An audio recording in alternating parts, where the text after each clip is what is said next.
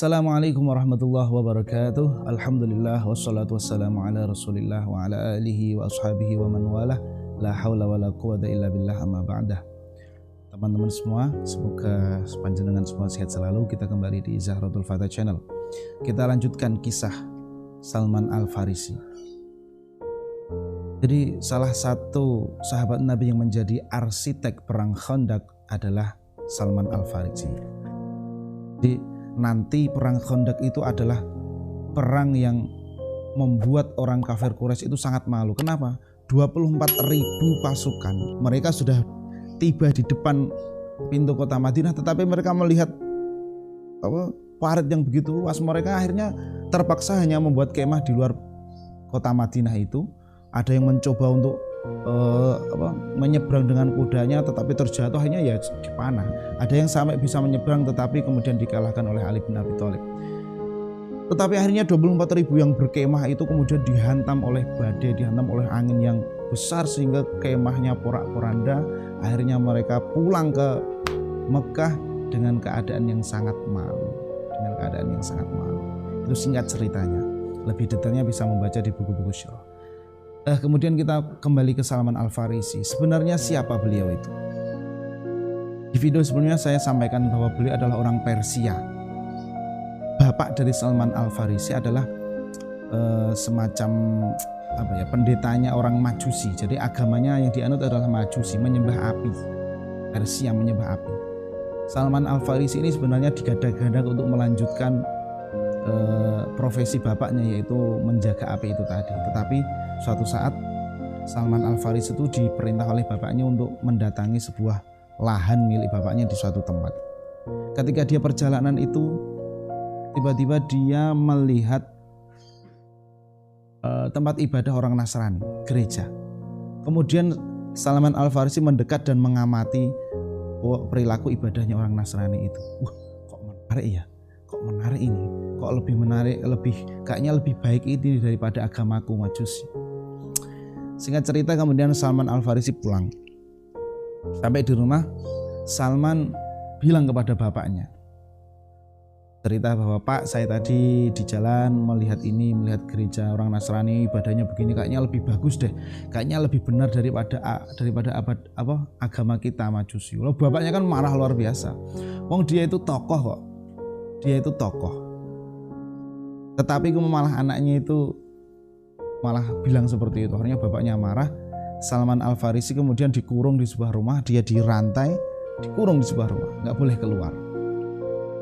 Nah, singkat cerita terus ya, karena ini sebenarnya kan panjang ceritanya. Jadi Salman itu kemudian dia bisa meloloskan diri dari penjara yang dibuat oleh bapaknya itu. Dia lolos, kabur, lari dari rumah, terus menemui orang-orang Nasrani tadi. Orang-orang Nasrani tadi bilang, Salman Al-Farisi bilang kalau ingin ikut agama mereka. Setelah itu kemudian Salman itu ikut kepada salah satu uskupnya, atau dia menjadi orang dalam gitu loh, ikut kepada di sana. Tetapi sayangnya Salman kecewa dengan uskup yang pertama ini. Karena apa? Karena dia itu berbohong kepada umatnya. Dia bilang dia kumpulkan sedekah, ini akan kita bagikan kepada fakir miskin. Tapi ternyata sedekahnya itu dikumpulkan dan cuma dipakai untuk sendiri gitu. Nah, akhirnya pendeta yang pertama atau uskup yang pertama ini meninggal dunia, terus diganti oleh uskup yang kedua. Saya kurang tahu apakah menyebutnya uskup atau pendeta, saya kurang tahu. Akhirnya setelah diganti, Salman ikut kepada uskup yang kedua ini. Setelah beberapa tahun, uskup yang kedua ini sakit, dan menjelang akhir hayat Salman bilang, "Wahai Tuan, kalau Anda nanti meninggal, sebaiknya saya ini ikut siapa?" Kemudian pendetanya, uskupnya tadi bilang, "Cari di kota Mosul, di sana ada uskup yang lebih hebat daripada saya." Uskup yang kedua meninggal, Salman mencari ke kota Mosul. Sampai di sana ketemu, kemudian menceritakan bahwa saya diperintahkan guru saya untuk ikut panjenengan, mengabdi kepada panjenengan di uskup Mosul tadi. Akhirnya kemudian setelah di situ agak beberapa lama, uskup di Mosul ini juga sakit dan hampir meninggal dunia. Salman tanya, kalau Anda meninggal sebaiknya saya ikut siapa? Kemudian uskupnya tadi bilang, cari di kota Nasibin, ada uskup yang bisa kamu ikuti. Uskup di Mosul meninggal, Salman Al-Farisi melanjutkan perjalanan mencari uskup di kota Nasibin. Di situ juga sama, ikut beberapa tahun, uskupnya sakit, kemudian berpesan, kemana saya harus mengikut, kepada siapa lagi saya harus ikut. Uskup yang di Nasibin bilang, ikuti, cari di kota Amuria ada seorang uskup seperti ini. Akhirnya dicari. Sampai akhirnya terakhir itu di Amuria ini. Jadi sudah 5 kali ikut seorang uskup ini, Salman Al-Farisi ini.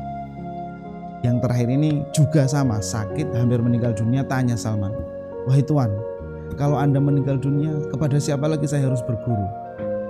Terus yang terakhir ini bilang, sudah tidak ada lagi orang yang memahami Alkitab, dan juga ini sudah waktunya dekat akan kedatangan nabi baru.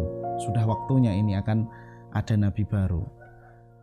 Jika kamu mau, kamu carilah nabi itu dengan ciri-ciri seperti ini. Dia nanti akan pindah ke sebuah tempat yang di antara 2 bukit yang di situ tumbuh pohon kurma. Kemudian dia memiliki ciri-ciri 3. Ciri-cirinya itu ada 3. 1, dia tidak mau menerima hadiah. Yang kedua, dia yang pertama, dia tidak mau menerima sedekah. Yang kedua, dia mau menerima hadiah. Dan yang terakhir ada khotamun nubuwah, ada stempel kenabian di punggung belakangnya itu. Jadi saya ulangi, ciri-cirinya menurut uskup yang terakhir ini ada 3. 1, dia tidak mau menerima sedekah. Yang kedua, dia mau menerima hadiah. Dan yang ketiga, ada stempel kenabian, ada khotamun nubuwah. Teman-teman semua yang dirahmati oleh Allah Subhanahu wa taala.